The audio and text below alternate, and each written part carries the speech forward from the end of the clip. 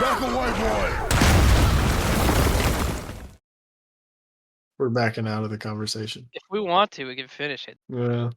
Ryan's like, depends on who's editing. Hello, everybody. Welcome back to the next episode. We are going to be talking about some articles. We're going to be watching a trailer, and we're going to talk a little bit about side questing and side activities in video games. And what makes them good, what makes them bad, what are some good examples and bad examples. But we're going to introduce ourselves first. I'm Mason. I'm Cheyenne. I am Ryan. I'm Jeff. I'm Hey, Isaiah. Jeff. So our first Yeah. article here today is Microsoft strikes 10-year deal with Nintendo on Call of Duty. What do you got for us, Jeff? I mean, Isaiah. Oh, okay. I was really going to run with it, too. All right, so apparently the big news is that Activision has signed an agreement with Nintendo to put Call of Duty on the Nintendo Switch for 10 years, or a Nintendo console in general. But obviously people aren't happy about it, and Sony is in the background. They're having discussions about it. And the word on the claim is that if they're so upset about it, then they'll make a contract to also have it on their system for 10 years once the Nintendo one is up. But a lot of the outrage, I suppose, is that people are not going to have a lot of faith in the powers that be that are not supposed to allow situations like this to occur legally. So it's just a matter of sitting back and watch what happens. I don't recall. I'm looking now. The amount of money that they're signing for this contract is something in the billions. It's pretty crazy. 69 billion. Yeah, that's the one. Purchase So what do of- you guys think about that? Because I mean, that game's not gonna look good on the Nintendo Switch or run good. My first initial thought is, and my quick research here backs this up, there aren't currently any Call of Duty games on the Switch, so I'm not sure what the plan is here. Like, this is clearly a strategic legal move for Microsoft trying to push this deal through, but I don't know. Are they tipping their hand a little bit that Nintendo's developing a Pro Switch, or they have a new console on the horizon that is going to be powerful enough to keep up with these modern consoles and new Call of Duty games? Switch, according to my brief research, hasn't received any Call of Duty, so weird to be promising it for the next 10 years when it hasn't happened in 8. So. Yeah. I think it's a weird backtrack for Microsoft. Games Pass is all about giving everybody the chance to play games. And I think Phil Spencer was the one on stage who, was talking like that. Is the idea isn't about, people not having the opportunity to play games. Like, they wanted more access. And now they're buying up these companies and saying, well, we'll make a 10-year deal with them. They can have access for 10 years, but then they have to conform to our brand or they don't get access to these games. So that to me sounds like the opposite of what they really want.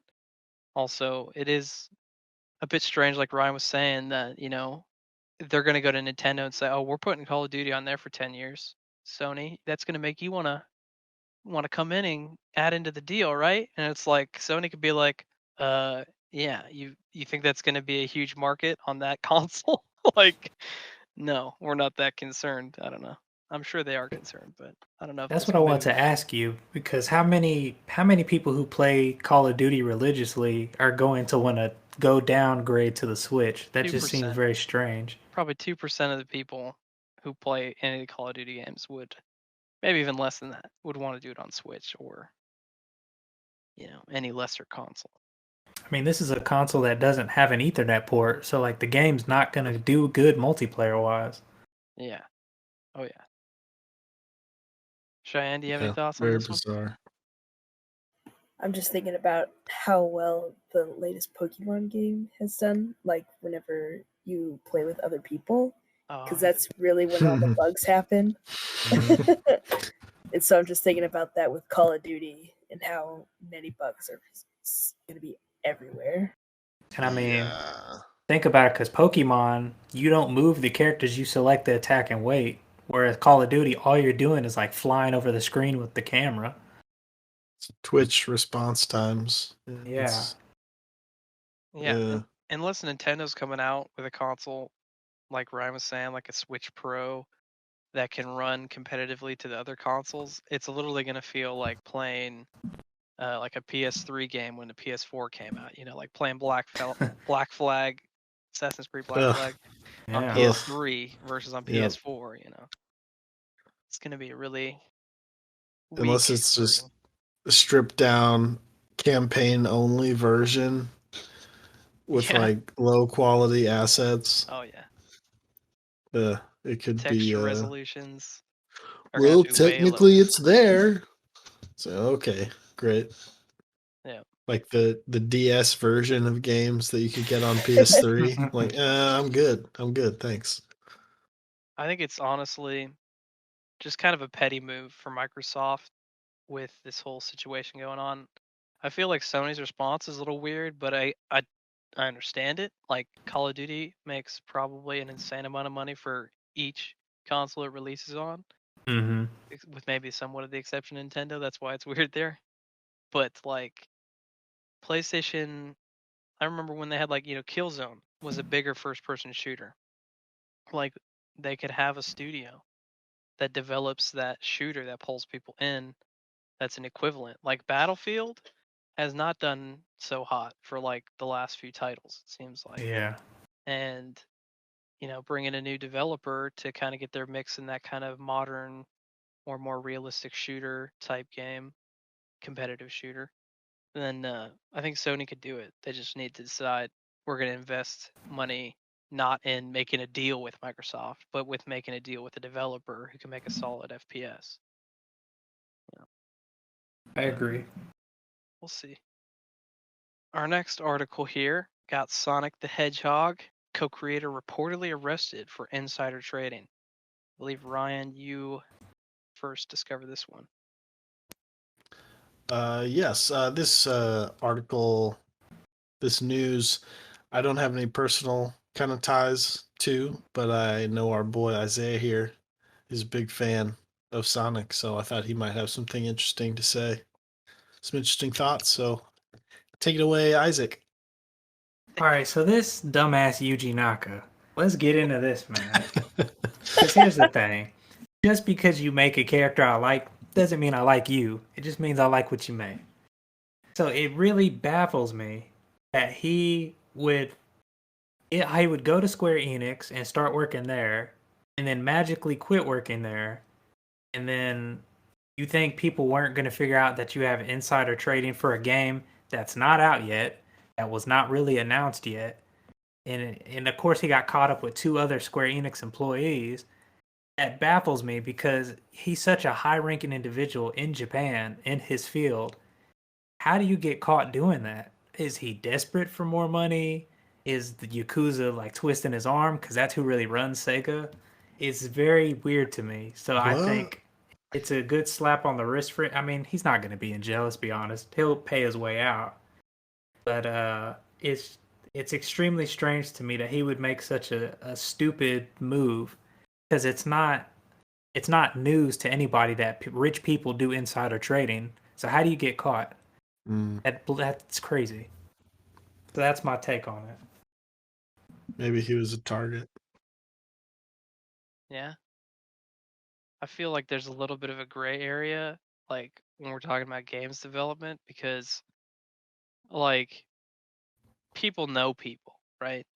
And so there should be rules that say like you can't trade within games, stock at all, if that's what we're talking about. Because what's to say that maybe he did know a little bit about this mobile game that was going to come out, and it was going to have partnership with Square Enix, so he assumed, oh, okay, it's going to get a lot more, investment lot more people, so the stock's gonna rise up. You can't like guarantee that, but like, I mean, is he just supposed to be restricted from investing in stock anywhere in the games industry just because he might know someone who works for another company? Like, Well, I think it's just not necessarily, but for him to be blatantly caught, all three of these guys, with the amount of money that they just pushed into it, they clearly knew something ahead of time. To add further to this story, uh, Dragon Quest is like an extremely popular entity over in Japan, and it's Oh, yeah. kind of got some fire over here. So already knowing there's no way this game was gonna fail. So the fact that he had these guys push this much money into like the investment of it before it's Like even a close month to or coming two right, ahead and of just time. kind of sit back and think he's gonna get away with it. I mean, clearly one of the guys who got caught must have snitched, because I don't imagine he would just give himself up like that. He's probably been doing this for decades. So he just fell in line with the wrong people and got caught. yeah, that's true. I mean, yeah, if he was gonna do this kind of thing, he could have done in the past. But maybe he thought he was already up to the point where he could get away with it. Maybe. He had that level of fame and success. I mean, he's a good well-known name. He's not like a Kojima to us in America, but he's still like a huge name over there. Oh yeah. Yeah. So, Cheyenne, any thoughts on this one? I do not have any thoughts on this one. Okay. All right. We're going to move on to our next segment, which is we're going to watch this trailer for Blight Survival. This is a RPG survival looking game. Has a lot of like Last of Us feels to it, but obviously a very different setting. So I think everybody in this group has already seen this, but if not, it'll be a fresh take for you, and we'll talk about our thoughts afterwards, kind of review sections of the video. Go from there.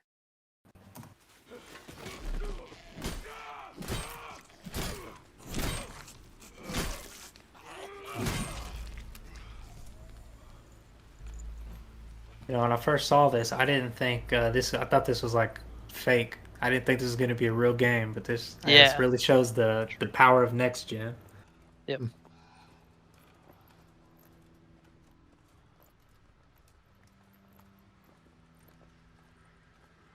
It definitely has some level of pre-alpha to it, but You think so? yeah, there's a little bit stuff that's a little bit clunky still.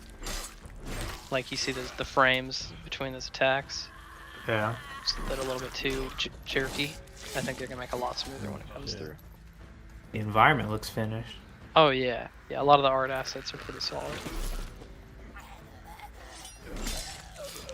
Did Knights tackle? Was that a thing? Probably. So what I had understood of Knights is that their armor was so thick that most of the damage that people did with their swords was through like busting up dents in the armor. Yeah, like cracking ribs and puncturing them. Yeah. So they'd have a blade on the hilt of the sword, so you could basically jab it in the gaps within their armor to really stab people. Yeah. Kylo Ren. Yep.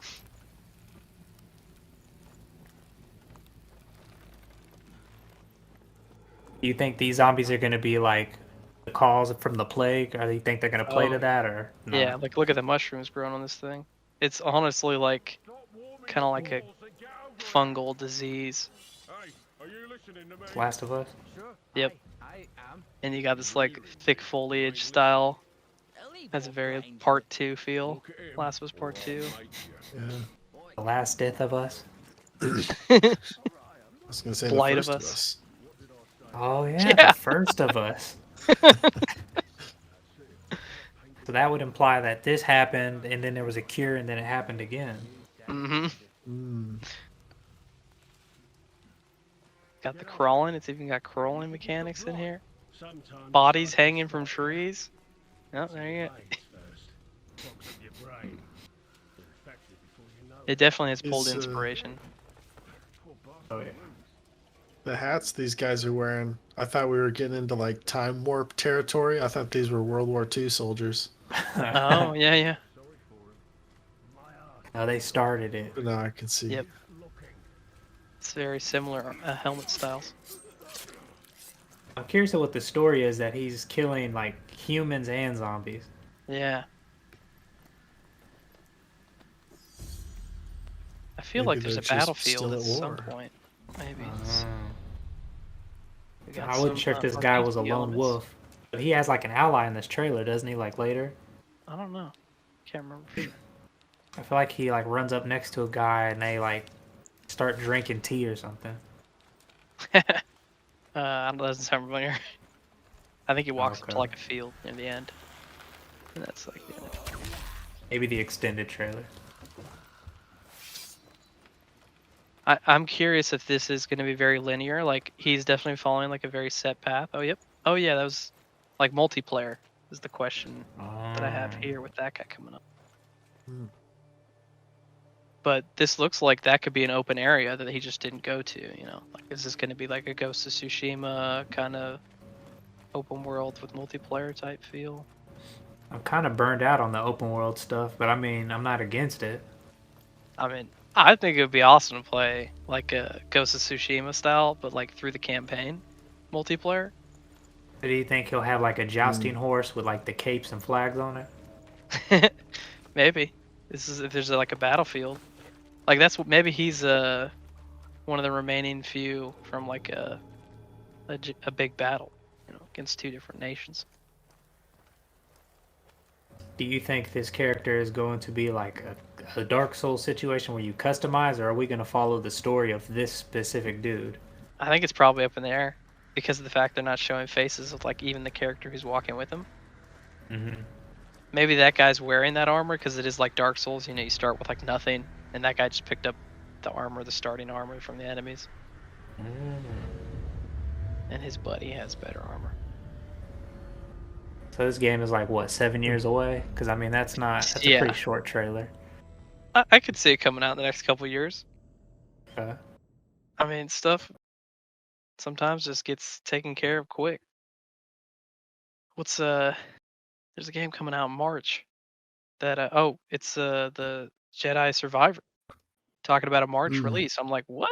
Like we're gonna see it at the Game Awards and then it's gonna come out? It's too early. Yeah, I was surprised about that What a too. jump. Yeah. So Blight Does that mean Survival.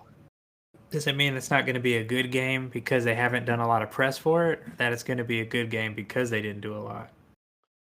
I think COVID 2019. just scared people away from doing extended marketing Okay. campaigns. So Yeah. we just got to make sure this thing's going to come out, and then we can start talking about it. Yeah, I could definitely I see bet that. it's pretty much done now. Yeah, I mean 2019, right? That's when the first one came out, so it's had good development cycle time, you know. 4 to 5 years. It's usually how some 4 of to the bigger games 5. come out. That's like 2 to 3. Well, it comes out in 2023, so yeah, 4 years. Yeah, Yeah. it's 4 years, Okay. depending on when it came out in 2019. But yeah. So, any parts that stood out to you guys in here? I think just him bashing that dude's face in with the shield at the beginning was Oh, yeah. pretty cool. I don't know if I'm sure that's not a custom thing you can do. It's probably a set piece for that moment. Mm-hmm. Yeah, like this is an in-game cutscene. But if they do have fatalities, that'd be pretty cool. Yeah. Yeah, he left the shield, so it's probably it's probably meant to happen. Yeah, that'd be nice to have like a consumable weapon. You know, like you could pick up a shield, but if you do a certain insta-kill move, you like dispose of it. That would be cool. I think But we gotta see more of the game. I think Yeah. it's still too early to be, to really pull standout moments.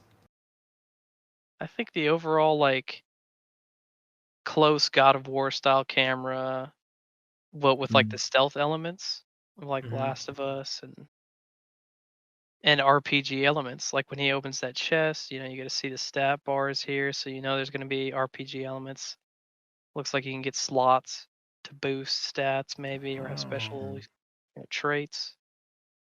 Magic. That makes me curious. Is there gonna be magic in this game? Maybe there's like a magical curse type thing going on.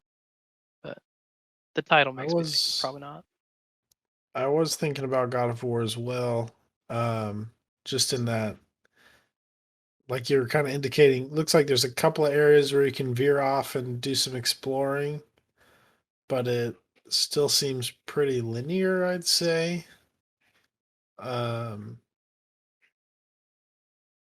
and then it also felt small, like it felt like every couple of corners you'd get the pop up that, oh, a new area discovered. So you're not exploring these vast, endless open world. Yeah. It might be it might be for the most part more contained. Semi-linear. Yeah, yeah. They got a day-night cycle, so that makes me think it has an open world element to it. Mm. Down in the I bottom did left. notice some lighting changing. What other zombie game has a day and night cycle? Is it Dead like Island or one of those? I don't know about Dead Island. DayZ for What sure game is it does. where like when it's nighttime the zombies get stronger? Oh, Oh Dying Light. yeah. Dying Light. Mm. Yeah, that one does have a day and night cycle. That's a prominent mechanic to the game. Yeah, I think I agree with Ryan that it's going to be a more of a God of War, like a semi-linear open world. Like you have these optional paths, but they are still restricted. Like the design itself makes me think that like a lot of these very like guided pathways Hmm.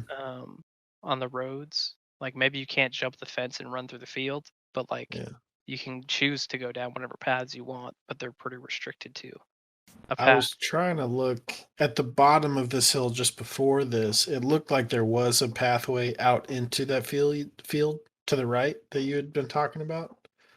Um, Actually, I Yeah, think yeah, it may just a be further bit before back. there. Um, so yeah, there's an option, but it's Yeah. not just Mhm. like yeah, it's not just I want to go that way and then you face that direction and start running and nothing really stops you. Yeah. So with the authentic garb and the extreme realism, is it probably safe to say that this isn't going to be like dragons and mythical creatures? Like it's going to be more focused, like humans. Yeah, I have a feeling it might have something kind of bigger, like with the infected. Seeing as Mm-hmm. how it's some kind of fungal Yeah. looking vibe, it could kind of have a Last of Us feel, where there's higher level monsters and stuff like, or higher level infected bloaters and stuff. No, yeah, no, like super medieval, like griffins and pixies. Yeah, Like probably I don't not think it's gonna happening.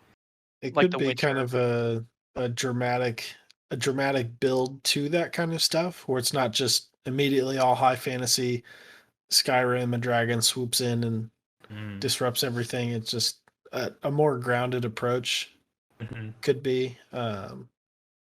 Eventually, dragons come into play. If it is more of that linear scripted, like we think it might be, then that could be doable in a way. Scary sections where you can't really do much to fight a dragon, but it's there. And Mm-hmm. if, like you said, there's those attachment slots that could be where you could place magical items. There might be Some runes. overall very realistic, but just a little bit of magic sprinkled in. I think That would be kind of interesting. a Don't want Plague to show it in Tale. your first trailer, but I yeah, think it'll have yeah. a Plague Tale type feel where it's like on this borderline between just a regular world and Mhm. there's clearly some form of magic, supernatural effects in here. So in terms of anticipation, 1 to 10, what does each person here think? What's your anticipation? Knowing that this is really early footage, I feel like it could be really good, or at least up on my list.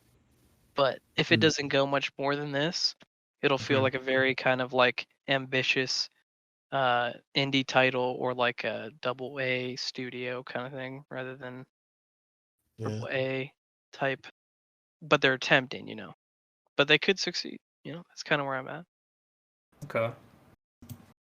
Generally, it's not looking like it's going to be my type of game unless it ends up that it is very similar to God of War. Then I might give it a chance. If it's like God of War and people are praising it, then I might give it a chance, but probably not going to be for me ultimately. But we'll see. Maybe it does improve greatly. Maybe it's one of those indie games that has access to a high resolution asset library, and so it's ultimately just terrible under the hood, but it looks really nice. Mm-hmm. Yeah. We don't really know enough to see the truth just yet.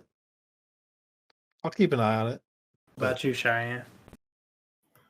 I am not huge into zombie games. It does look interesting, but I'll probably watch Mason play it versus me actually playing it. Okay. Yeah, I'll probably give it like an 8 out of 10. It kind of is giving me it reminds me of 1886, the Order game. So Sure. it looks good, but it wasn't good. So who knows? I'm interested though to see what happens. One more thing that I think we may have missed, or maybe I'm just now catching on, is the survival part. This could be a survival game. You know, it might just be part of the title, but it could have like that more, that even though they didn't show gathering resources, you know, a lot of survival games you could play co-op. Maybe it is a like open world that other players are in it. Oh, I and hope kinda it's team not. up. I don't like those games. So who knows? Yeah, There's a at lot this of point, mystery. it could go either way. Yep. All right, on to our final segment. We're going to talk about side questing or side activities. I kind of put in the same category. Side questing because of RPGs, but you know, some games we play might not be RPGs, but they have side activities that are sometimes more fun than the main game. And sometimes the side stuff is so mind-numbingly bad that it's like, why do you have to do so much of this? Or, you know, I don't even want to do any of this. So we're each going to go through, kind of give some examples of what we think are some of the best representations of great side activities and some of the worst. So, Cheyenne, you're going to start us off here. She's got us some pictures. Cool. Yeah, I picked Skyrim. Most of that game is side quest. Like when I finished the main quest, I was kind of surprised because I don't know, it was so fast. I got done with the main quest line so fast, and then all the side quests were just so much fun. They're so entertaining. And I chose the Dark Brotherhood quest line to talk about because I thought it was one of the more interesting ones because you start the quest line by answering the call of this child who wants you to kill the orphanage mother because she's mean, and she is. She's an absolute jerk. So you do that. You kill the lady, and then the lady who's in charge of the Dark Brotherhood, comes and kidnaps you, and then she asks you to kill these people. You kill them if you want to. And then as you continue down the quest line, you get to talk to Cicero, who is by far the most annoying character in that whole game. Although the Skyrim community loves him, and I don't know why. He is really strong, though. But what also makes the quest line interesting is the what's her name? The Night Mother. Mm-hmm. Yeah, because more than once, you get trapped in the coffin with her, and you just have to stare at her as she talks inside of your head, and it's so creepy. It's so disturbing. Would not play in the dark. So, since I've never played Skyrim, I was curious before you beat the game, are you able to discern what's a main quest and what is a side quest? Because there's some games where they're very good at merging it, so you don't know which one is the focus. It's a possibility, but the main quest line is like labeled, Okay. like in your quest log, and then there's just like an absolute crap ton of side quests that you can do. Okay. I do wish you could organize it a bit better, but they're pretty scattered. I feel like there was almost like two main quests in Skyrim though. Like there's like the Civil War line and then there's the Dragonborn aspect, like. Well, at some Looking point for they that, but- merge. Yeah, so that one is a little bit, but yeah, everything else is pretty individualized. But this guy, I remember this quest line as well, and it is a really good one. I think partially because you can naturally run into this guy before you know anything about the Brotherhood. Yeah, He's like a cart or something. He's pushing a cart, and he's carrying around the Night Mother. yeah, yeah, he's trying to bring her body to the hidden hideout they have. And you try to help him out and stuff, but it isn't even like a quest, or maybe it is, but it doesn't like lead to you going to their hideout. It's just kind of like, that dude was really weird, and Yep. I helped him get his cart fixed. All right, but then if you end up falling into this quest line, that's when you find out more details, and it gets Yeah, interesting. it is cool that you can interact with him before the quest line. Yeah, that's a really cool, like, subtle thing. Yeah. The other thing I want to talk about was, you may have to scroll to closer to the end of this video, but in the basement there's a,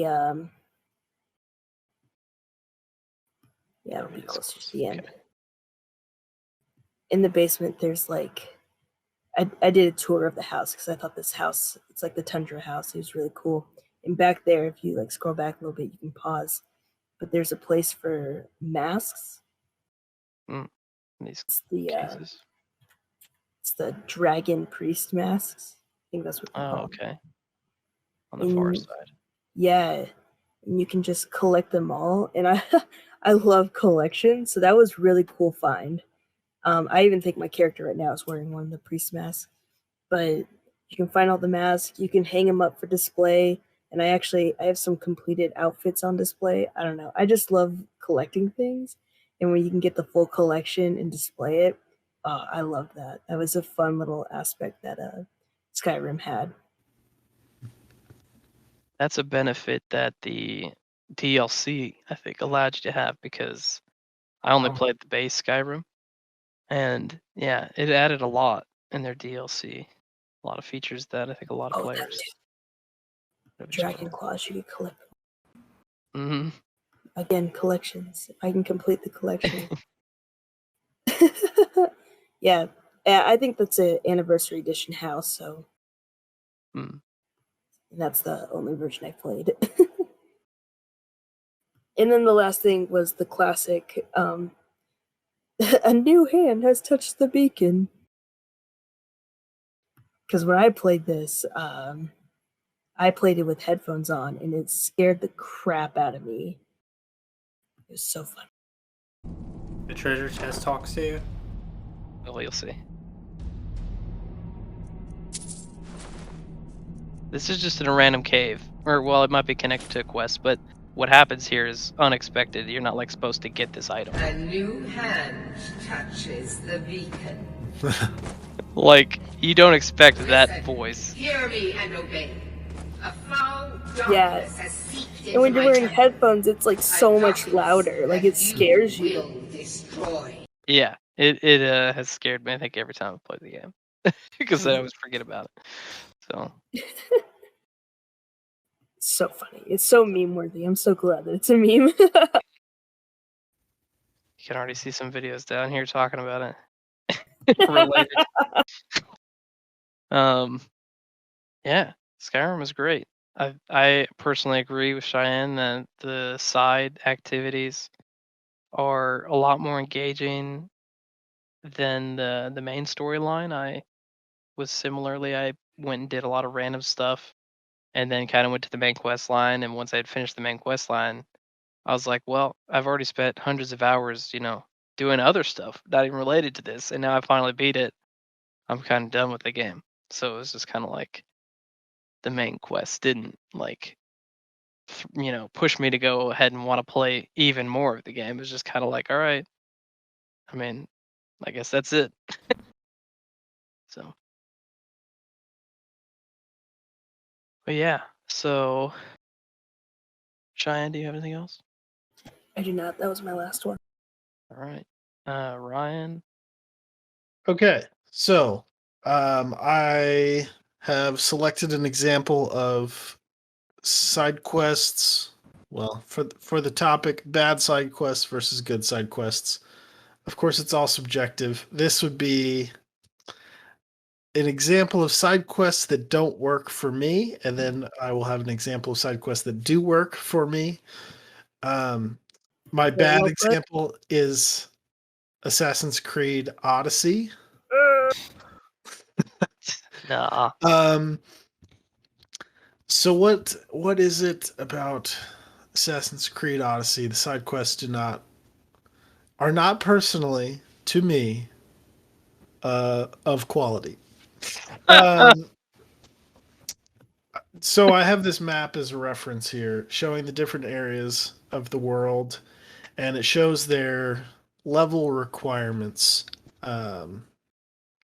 suggestions requirements for accessing each area. Mhm. Now, in general, that's fine. I understand open world games. You kind of want to limit your player from going too far off the path when it's generally just wide open like this. My issue with it really is when the main quest is going all around this world and the main quests themselves are also level locked, which then requires you to go off and do additional side quests. That is something that's not really appealing to me. I should also bring this up early in the conversation. I'm generally not a side quest kind of guy anyway. I will mainline pretty much any game that I play. Cheyenne's example, actually, Skyrim is a good example for this topic for me. I mainlined Skyrim, which many people will be upset at me for. I finished it in like 20 hours, maybe. I had my fill, hung it up, put it away. I'm good. I played Skyrim. And then other people are like, Oh my what? God. I've played 200 hours and haven't even touched the main quest. It's like, well, that's great. Good for you. I'm glad you're having a good time. I got all that I needed.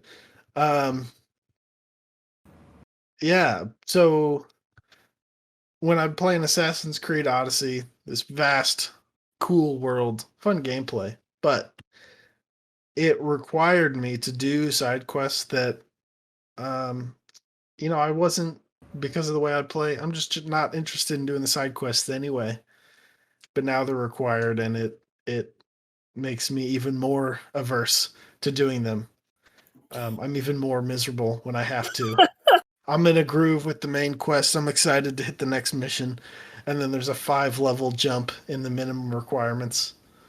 I can't even, to some extent, you can get in a couple of levels early, and it's just a little bit harder. That's fine, but you come into one of these red areas, at Achia, or the top right area here, the levels are red. It's like, yo, you're gonna die if you come in here, and you just get obliterated. Yeah, it doesn't work for me. Just let me enjoy your main story. Don't require me to do the extra stuff. And kind of this happens in Skyrim too. People would say, "Oh, you didn't do any of the side quests. You missed such and such story. It's the best thing in the game. It's the best stuff." It's like, well, that's the developer's problem, not mine. You got to put your best foot forward. If your best stuff is not in the main quest, then But they did, Ryan. They did. They level locked some of the story areas, so they made it so you had the opportunity to experience the stuff they had on the side that they they crafted so perfectly in this game. they forced me to look around my immediate area to find any sort of side quest that would give me the XP required. And I just wasn't motivated, sorry, to just wander the world and find the best stuff. That's crazy. I ended up It's just such a beautiful doing world. whatever petty crap I could find. And yeah, I agree, it was a visually stunning game. You don't But, deserve Did you ever even go into the games. volcano? Did you go into the volcano? Volcano? I don't know. It's- Maybe. right Did you Maybe go to not. Atlantis? here. You know what? I think I did actually go to the volcano. Yes. Isn't that's so awesome? dude? Atlantis? No. That sounds cool though. The tallest mountains over here, Laconia. I went north. I tried to find Mount Olympus, but it didn't go that Yeah, far. these areas are It dead. was disappointing. These islands are pretty much empty. I think the only hard enemies okay. they have are. There's a secret forge. Did you see the secret forge? Is that where this cloud is on the map over here? No, Oh, okay. it's over No, to probably the. not then. It's on the top part of the map, on the left Oh. side. Yeah. In Macedonia. Yeah, it's somewhere like Malice. Is that what that is? Yeah. It's somewhere Maybe. over there at the very edge of the map. Yeah. There's a secret forge, and I forget what the god's name is. It's Hephaestus. the ugly one. Yeah. Yeah, Ah. that's oh, his yeah. He would forge. have the He's there. forges. There's so many cool things. Yep. See, We'll get into that. and this will lead into my next example too, but it's like even just trying to do the bare minimum, I'm pretty sure I spent 35 hours in this game. And it's just my bread and butter is like 10 to 18 hours, that's where I love to hang out. So I had such a good time in Assassin's Creed Origins that I was pushing through. I was trying to stay with this one, but man, people are talking about 160 hours to complete everything. Like, ugh. Not that No, much. thank you. I'm sure I easily played 130. Yeah, well, I think I probably platinumed the game in 80 hours or so, and that requires you to visit every single zone in the entire game. You have to cover the entire map. So I'm just a slow I player. definitely do that. but yeah. So we have a disagreement here, and sure. we'll show Ryan why he's wrong, but we're gonna see his good example. What a good example. Okay, you want to move to that first? Is. Yeah, so my good example is probably just recency bias, but God of War Ragnarok. As I explained, I'm not one for side quests, but somehow they tricked me, and I did like almost every side quest in this game, except for like the ultra hard challenges. And I had just the most fantastic time. I like to play games for 10 to 18 hours, as I just said. I set what I believe is my personal record in God of War Ragnarok. I played for 46 hours, and it flew by. I don't know what happened. It was just so wonderful. That's more about the game itself than the side quests. But to get into the specifics of the side quests, they never felt overwhelming in the quantity of them.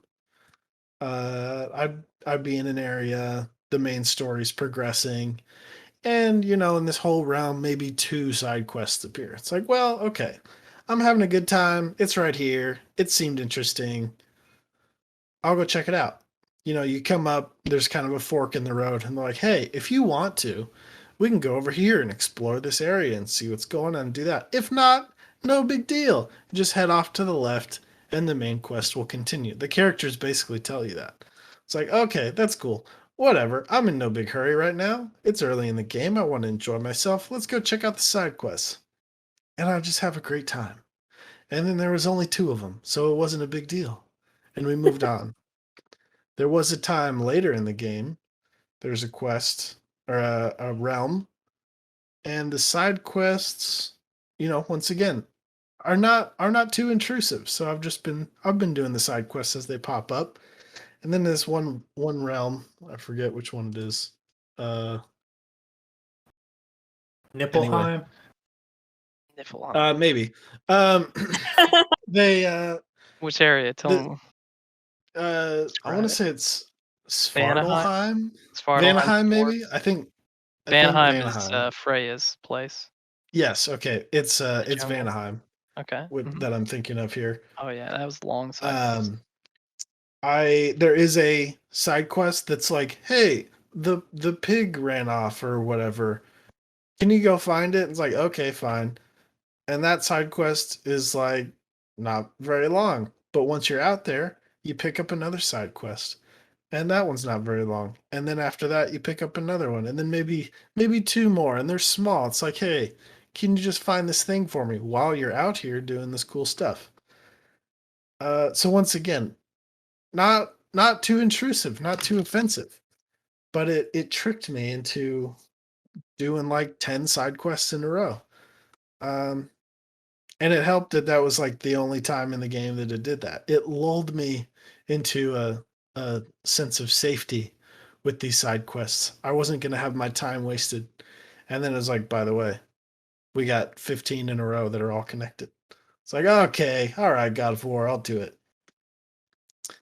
And before you know it, I've spent 46 hours in God of War Ragnarok. His longest Also- playtime.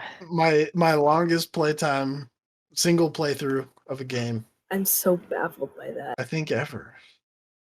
So there was another small point I wanted to make that with these side quests, there's a time later that was the example I wanted to show. I think it was like 7.5 minutes into this video. It's at the end of the side quest. But or maybe 47 minutes 40 seconds or something. The side quest, of course, is not related to the main story exactly, but they use it as an opportunity to have the characters talk about stuff themselves, what they're going through, kind of giving the player some new perspective on the characters, developing the characters. There's always a way to make it relevant to the themes of the game without just being like, oh, here's just this random side activity we're going to go do. It's always used as an opportunity to kind of grow the characters or grow our understanding of them, which definitely helped. There's always some interesting tidbits in these side quests that I was doing without just feeling like it never felt like busy work. It was always rewarding in both these nice visuals that we get to see and in terms of story. Yeah, I think though I don't agree with Ryan at all on his first one, God of War did an amazing job with side questing, especially for a player such as Ryan who wants to mainline a game. It snuck in a lot of this side questing via the main path. So you never did feel like you were journeying off into some unknown mountain that you weren't going to know what was there, if it was worth your time. You're just going to go, oh, hey, they mentioned this, meaning it's going to be another crafted, well thought out, quest to do rather than just another generic thing to do. And I think that's just I think that works really well for, I think, every type of player. I personally, having played the game, feel like it lacked a little bit in that I wish there were a few more areas where there was more to do, especially at the end game. The first game, I felt like going after the Valkyries and everything was a more engaging process. Like you needed to get your gear maxed up. In this, by the time you choose to do end game side stuff, or even choose to just end the game having done side stuff, most of your gear will be max leveled. Any of the best like attachments you can get, you'll already have. So there's not really much to gain to take on the hardest challenges of the game. It's just skill based. And for the RPG elements that God of War kind of added in the last game and this one, it was a little bit lackluster for me on that end. But different play styles, so different opinion there. But definitely a good example of side questing. Cheyenne hasn't played, but she watched me play. But I did only mainline it when I played for Cheyenne. So I think I did one side quest, which is one of my favorites. The Mimir backstory side quest of one of his prisoners. I thought it was just a very visually impressive and uniquely designed side quest, kind of like this one. the giant jellyfish type creatures or never seen anywhere else in the game. So if you didn't do these quests, you would have completely missed a beautiful creation from the developers for this game. Not essential to having an amazing experience in the game, but definitely a story to tell if you get around to talk about some parts of this game and just be like, oh, I never did that. And it'd be kind of a bummer if people who played the game and loved the game didn't experience that. Yeah, man, it's like the best stuff wasn't even on the main quest line. Yep. See? I'm just kidding. It was cool, but I mean, main quest is where it's at. Yep. Cheyenne, you have anything else? I love Assassin's Creed Odyssey. Well, on that note, then we will go on to my example of an amazing, probably one of the best games for side questing, Assassin's Creed Odyssey. Thank you. So, I mean, Tell us. I'll tell you. Let me tell you a story. And this is only one side quest. Boy. Imagine if you missed even just this one side Oh my quest. goodness. But before I get into you can the tell me details, the story, but will it be locked in an over-the-shoulder camera with canned animations? Anyway, no, go ahead. only for the cutscenes when you talk to people, and actually not even all the cutscenes, but just this first one because you just go up to talk to a dude who's yelling at people in the town. But before I get into that, I kind of wanted to kind of explain, I guess, why I think that Assassin's Creed Odyssey does amazing side questing is partially due to the Assassin's Creed franchise in general. Origins, to me, was the biggest change in the entire series. Like they started to add the RPG elements. The open world felt more massive, but not insanely larger to some degree. Like it was just more designed, more thought out. And to me, Odyssey was just the pinnacle. Like it took what Origins did well and just did it on an even grander scale. Which obviously, depending on your playstyle, could be a bit of a negative effect. But they didn't sacrifice quality in terms of creativity and unique experiences, I would say, within the quests you did. And I'll kind of break that down when I get to my bad example. But if you play Assassin's Creed Odyssey, you will go to an island. Can't remember the name of it. Hey, we got the map, so let's try and see. I believe it is maybe Mykonos. It's one of these over here. Maybe it's Melos. Yeah, it's Melos. It is because he talks about Hydria. So you go to this guy in Melos, and he's yelling at everybody, talking about this big competition that's going to happen called the Battle of 100 Hands, which is a play off of Hitonkaris, I think is the name, which is supposed to be a creature that has, 100 arms and all this crazy stuff. It's unimaginable how it could be what it is. But this battle is supposed to represent that mythological creature. And so this guy, he's calling out to people, and when you go talk to him and say, hey, I want to be part of this big event here. And he goes, I thought you might. And the only rule is that every competitor must train with another. So he gives you that option that you're going to have to train with someone else. And you have a few options here. This is another beautiful thing, which is, true of most RPGs, but could completely change your experience. You can pay this guy money and bypass training at all. But pay to win. Training allows you to have an experience you'd never have had, and it may be meaningless to people who don't want to have unique experiences in a game that are optional. But you go off to find this lady. Roxana, I think is her name. You go and find her. She's sparring with some other people. She beats them up, and then you have a choice to go in and spar with her. So this is a situation where you spar and you win, and then she's like, wow, okay, you're better than I thought. Why'd you show up here? And you said, I'm here to train with you for this battle coming up. So then you get to find out about her past and how her family has, I believe, died in the previous battles here. Like she's trying to regain honor for her family. Um, and so you do some training, and you start to form a bond with this woman.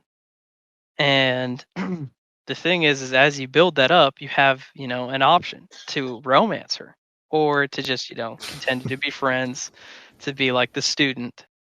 And it's just like this is a side thing entirely. Like if this was a main character who is like a main character through the storyline, like say Witcher, all the romances you can have in there are main characters. Like they're not just some random optional side person. They're like a character that's important to the story, the main story.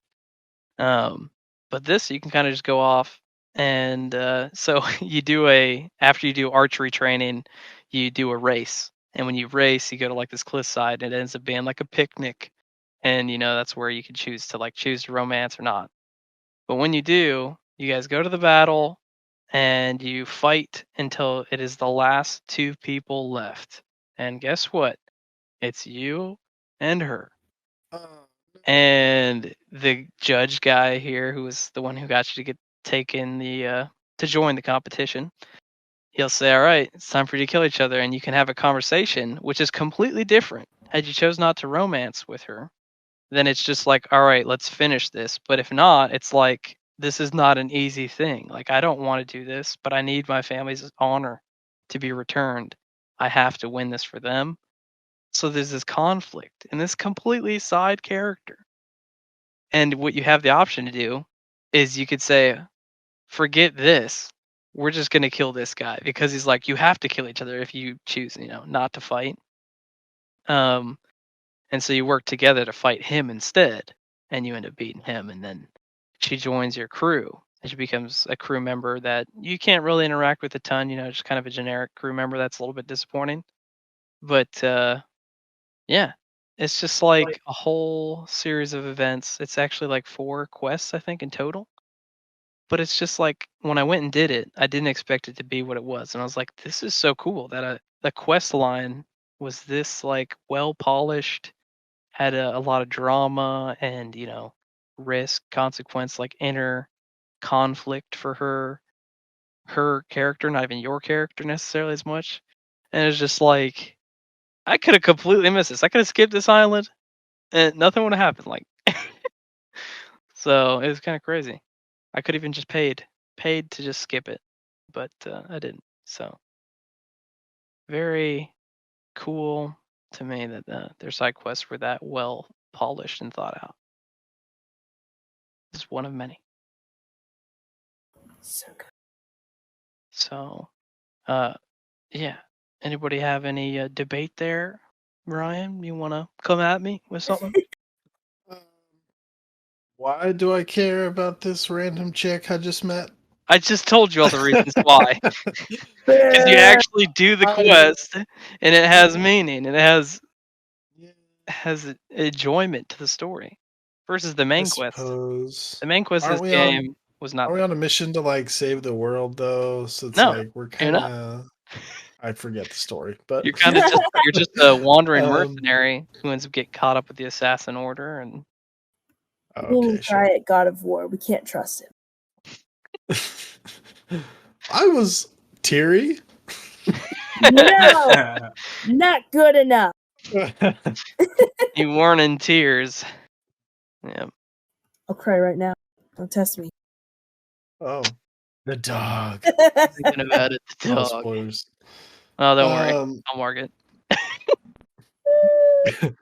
I'll put a title screen up front. Spoilers. I mean, that's cool. I'm glad you're into it. It's just so complex. It's so complex and so deep that it just turns me off. It's like I'm just Okay, so I become overwhelmed with the branchingness, and it's like, yeah. So compare it to the main game. The main game, what do? You go kill this guy. You go kill this guy. It's just another faceless dude you kill. Big whoop-de-doo-da day. There's nothing developed there. Well, you're not Okay, an well, I don't assassin care right about him away, either. I care about this character. I care about the character that I'm playing as. I care about his story the brother or sister her story in dynamic this. is interesting, and I think that was probably the strongest part of the main storyline. But Yeah. there's just a lot that was not engaging about trying to hunt down the cult of Cosmos that this one had. Like, I wish the main story had characters in it that aren't just like one-offs.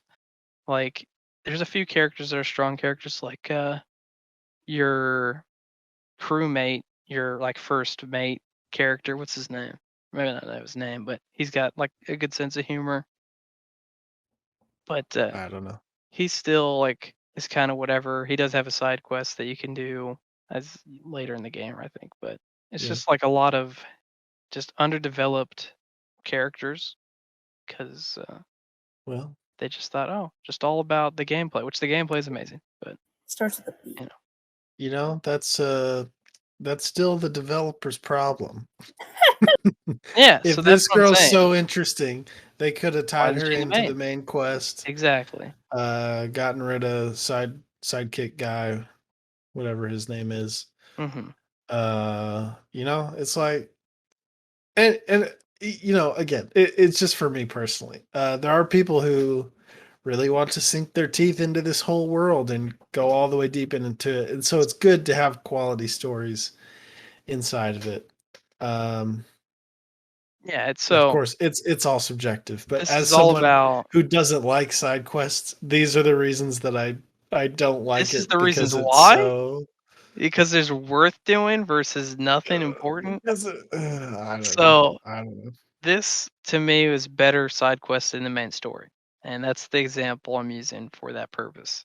Sure. Now Well, then another like game. you said, she's in your crew, and then she doesn't really do much from there. So it's like, well, okay, so I got a nice little nugget story, but where's the payoff? It ultimately doesn't lead to anything. It doesn't change Is in the the conflict. the plot story. I don't know. After doing like 4 quests, growing a relationship, if he chose to, with this character, it has weight to it that like only the brother sister relationship that you could have and you do have in the main story is the only thing that like equally compares in terms of like the conflict for your character who you've been developing as you play the game.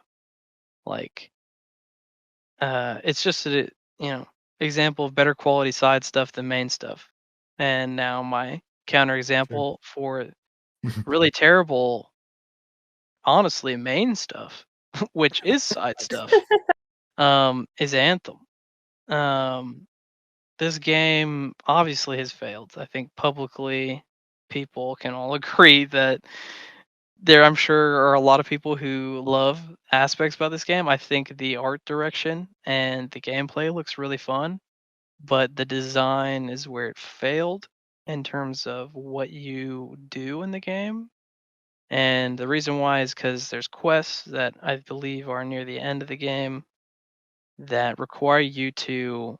These are the main quests. Require you to get 15 kills of this enemy. Require you to like fly through this section of the map or this distance, or like it literally feels like what most games would have as a just additional challenge to like give you bonus XP or something because you've done it, like a milestone. Like I flew like 500 kilometers or whatever in the game. That kind of stuff is the main quest stuff. Like you have to do that to beat the game or to get to the end parts of the game, the end game. And it's like if I had to like assassinate, the same 5 generic people, like they weren't even uniquely designed missions, like they were just anyone in the world, kill at least 5 of them, I would have like lost my mind. I would have been like, this is so dumb. Doing this even once. Like it's the lack of design effort put into the objectives that make it so poor versus, Assassin's Creed Odyssey, where it is a side thing, but it has so much creativity and thought and experience that's unique in it that makes it worth it. versus you don't even want to beat the game because of how laborious it is. So definitely bad. So any other thoughts on my segment? Looking at Anthem, I feel like this is the predecessor to Exo Primal. Yep, I have a fear that that game will fall into the same situation this one will. It will Well, be I just think it'll do be the a good same game. task over and over. I think it'll be one that, like this one, that you could play for 2 hours and you'd have a really good time, and you'll be done playing after. Because you'll be like, okay, if I play this again, I will literally be doing the exact same thing again. And the I mean, experience. you could say that for Overwatch, Destiny, a lot of those games. Yeah, Exo but Primal's there's the game with the dinosaur portal. yeah. Uh-huh.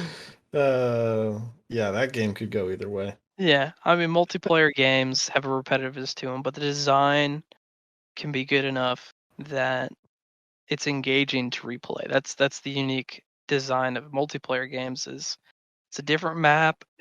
You have a large cast of characters. So you're playing different characters, and then there's the competitiveness to it. So there's a level of, oh, I want to get really good with this specific character, and you have a very unique experience. Once you get really good at a character and you're winning.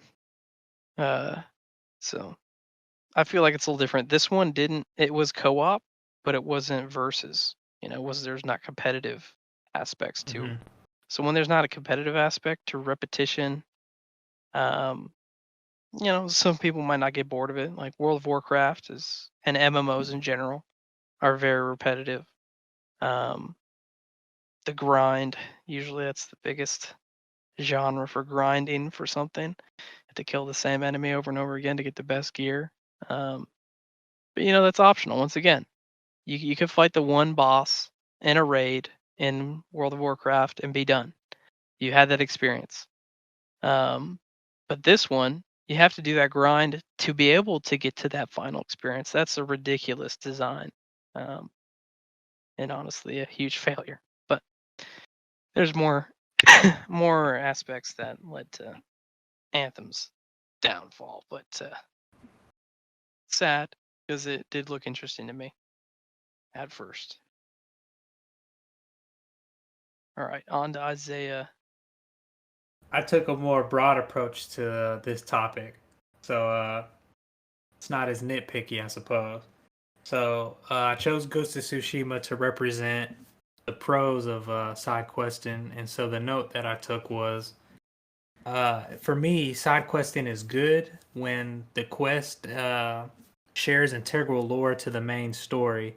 And though this picture isn't necessarily portraying that, what I'm referencing to is like in Tsushima, you meet all these different characters. You meet a monk, you meet this lady and her brother, you meet an archer, and you meet all these other characters who become very important to the story.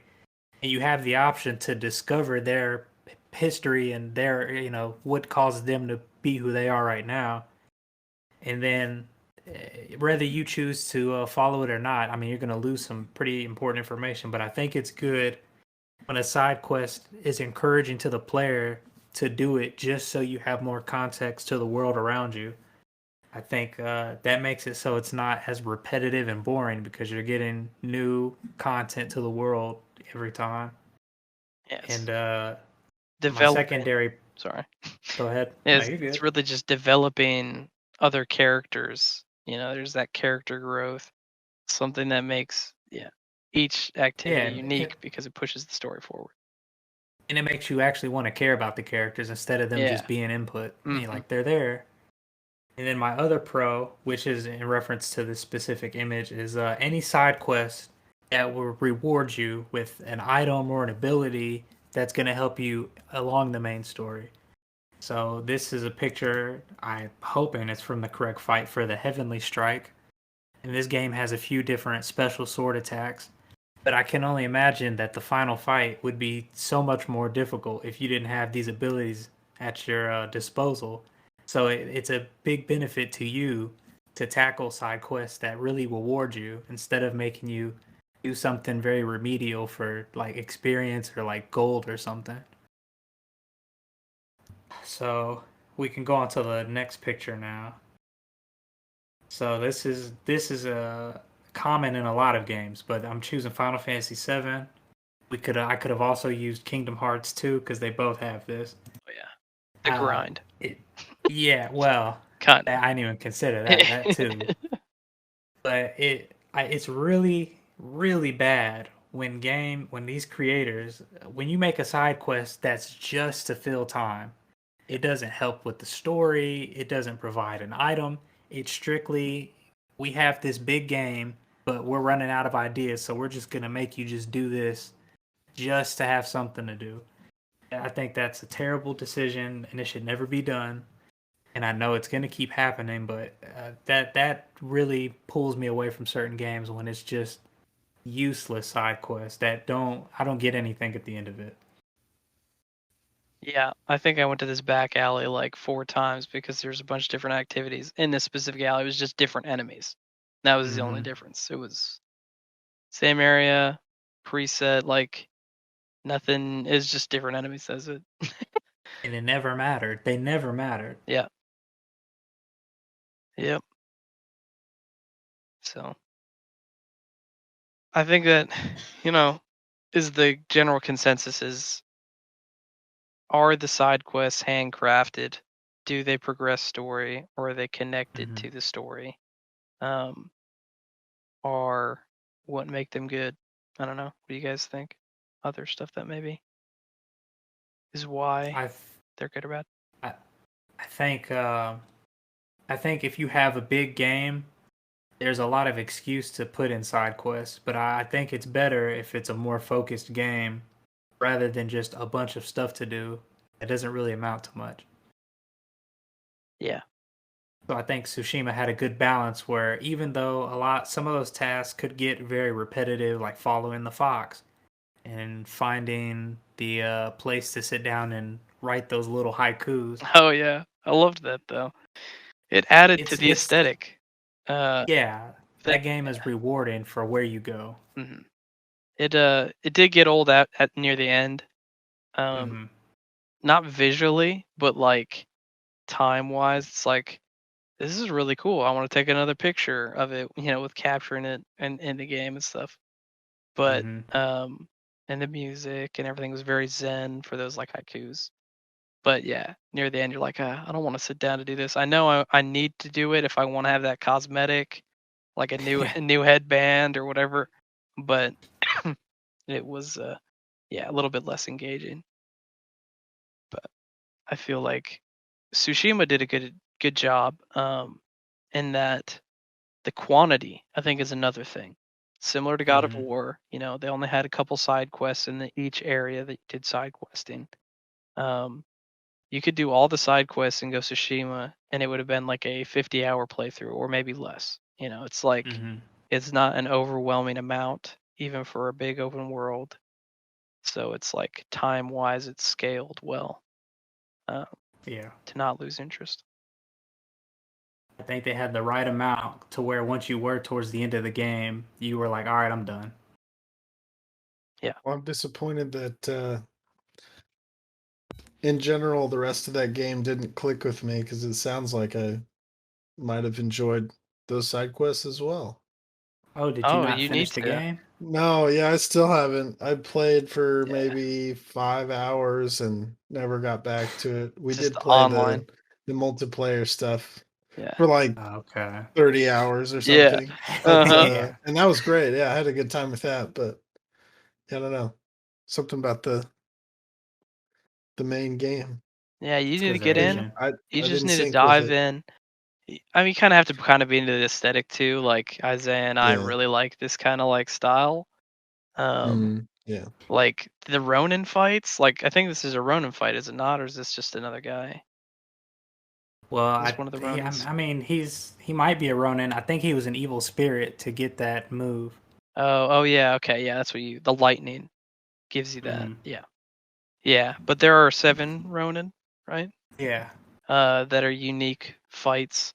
They're like, the kind of like the Valkyries in God of War, or Yeah. the Berserkers in the second one, and God of War Ragnarok. But their battles were just so cool, like very like cinematic. The game did a lot of justice to like older samurai films. I've yet to play all the way through, but I did start a playthrough with the what was the black and white effect? mode. The black and white. There's a name for it. It's the director of some. Kurosawa mode. Yeah, Kurosawa. Akira Kurosawa. And I had it in Japanese. So I was like, because they Hmm. have Yeah, all I mean, that's unique cool. Japanese voice acting for this game. Like, well, not unique, but like, I'm pretty sure they made I thought a Japanese like pass. It's like the mouth movements are even animated Oh, for yeah, Japanese. I'm almost Yep. positive. I do Like a remember lot of hearing games that, don't yeah. do that. The lip sync. So yeah, they lip synced it. So I started, but I had completed. But it was cool. It's just cool that you could have that whole different experience playing through it that way. But honestly, I think you probably would like Neo though, Ryan. Are you being sarcastic? I No, don't I'm know. being Yeah, serious. he's Like, being sarcastic. If you're not big on Dark Souls, you probably would prefer Neo. Bruh, no.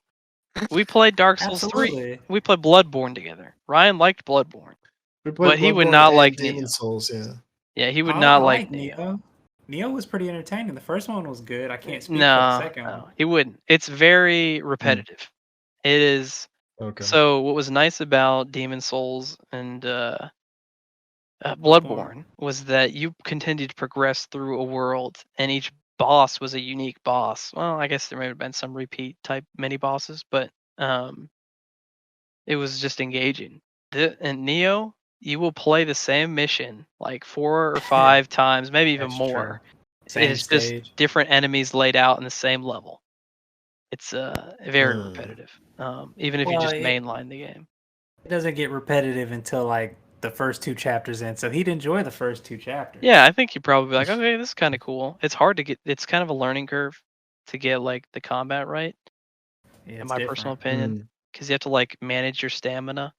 Like you can do only so many attacks, and then you have to like if you time a block attack, or it's not even a block, it's just like a stance. Maybe it is a parry, but it's some kind of stance mode which like regenerates your stamina. Otherwise, you leave yourself open for a while, which is something that Dark Souls you don't really have to deal with as much because you just you back off to recover your stamina or something. You don't have to do like a unique button press, or else you're screwed on like stamina. I see. Yeah. Well, Ryan, maybe you'd like Mortal Shell then. Yeah, I don't think I've even heard of that one. Mortal Shell is also a learning curve for sure, because the way you block is you harden your body. Like you don't actually use a weapon to block. That was kind of hard for me. It's actually a quite religious themed game, so Ryan, I think you really get into it if you read a lot of the weapons and stuff. Mortal Shell? Uh-huh. It's the Dark Souls. I feel like you're messing with me again, though. No, that's a real game. It is a game, yeah. It is a bit of an okay. indie version of a Dark Souls type. Yeah, it's pretty short. It's pretty short. It's like 10 hours. That's your golden area. Oh, perfect. Yeah. It was free PlayStation Plus a while ago, but Really? I don't know if you got it the month that it came out. Did I get it? Shoot. I'll check on that. Anywho. You'd like it.